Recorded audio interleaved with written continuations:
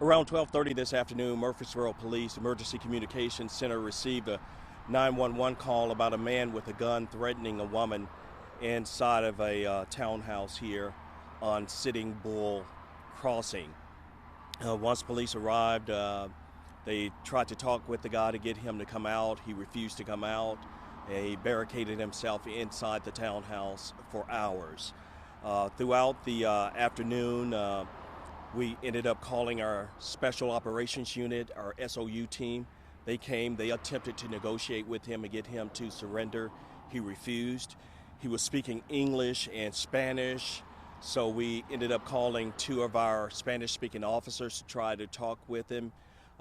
He ended up speaking with these officers, but still refused to surrender. Around 4:01, approximately 3.5 hours later, we were able to breach the townhouse with one of our armored vehicles. Once we made entry, the suspect ran into the garage. He ended up reaching for something on the floor, so our SOU team deployed a less than lethal round, meaning like a rubber bullet, and to his leg. He ended up running to to the second floor of the townhouse. From there, we deployed two tear gas canisters, and he ended up surrendering peacefully. Any questions? So, from the sound of it, neither him or any officer was either, injured or severely injured. That is the good news. All of our officers who were on the scene could have been it was a tense situation. This really was a tense situation. It was a dangerous situation. But at the end of the day, all of our officers will get to go home and be with their families tonight. The suspect has been identified as 33-year-old Michael Thibodeau. 33-year-old Michael Thibodeau. He has been arrested, and he will be charged with aggravated domestic assault. Can you spell that last name for us? I'll get it to you after we're done. Is there anything as far as like motive goes or anything like that? That's part of the investigation to try to figure out exactly what led him to make these rash decisions. We do understand he is from Pittsburgh, had only been in the Murfreesboro area for about a month. He came here to work, so he was here working. We also understand that he was on some type of medication and had not been taking his medicine. So again, we're trying to figure out exactly what led him to make these rash decisions today. Do you know if like there's any like history of like violence out of this area, or with like him does this person have any criminal history? As I mentioned before, this gentleman is from Pittsburgh. He had only been here for about a month. This is our first dealing with him, and I'm sure our investigation is still open, so it's still an active and ongoing investigation. You mentioned he was from Pittsburgh. Did he move into this area, or is he living with a relative or anything like that to his family? He moved here to work, and so he had met the female that was here in the townhouse, and he apparently had been staying with her for a day or so, and then, of course, again, just things changed, and which led us to today and him making these harsh, rash decisions. Is that lady, is she okay? Yeah, the female is okay. She was able to escape prior to calling 911. Again, he had threatened to harm himself as well as her. He did have a gun. She was able to get out of the townhouse and leave.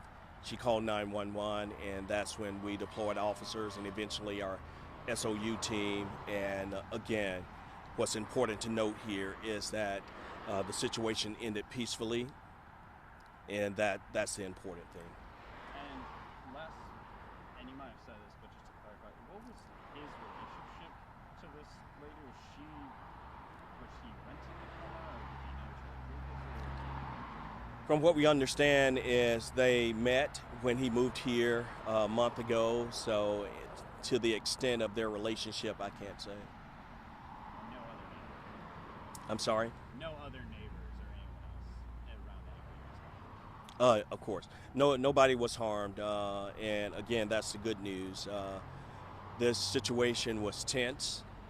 You had a man barricaded inside of a townhouse with a gun, refusing to surrender, refusing any and all commands from our SOU team, our officers who were here.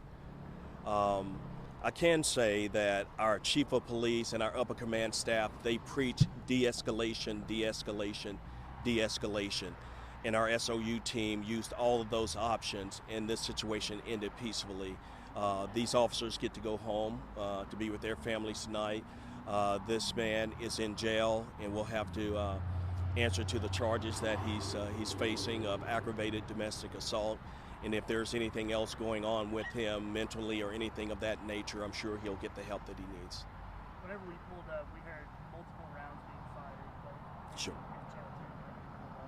and just to completely confirm, they were all rubber bullets. There was no firing back from him or anyone else. Right. There were no, the officers did not use any of their service weapons. He did not fire at officers. We used a less than lethal round, which is, again, a rubber bullet.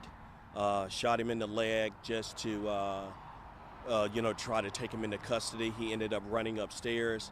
We then deployed 2 tear gas canisters, and he ended up surrendering peacefully.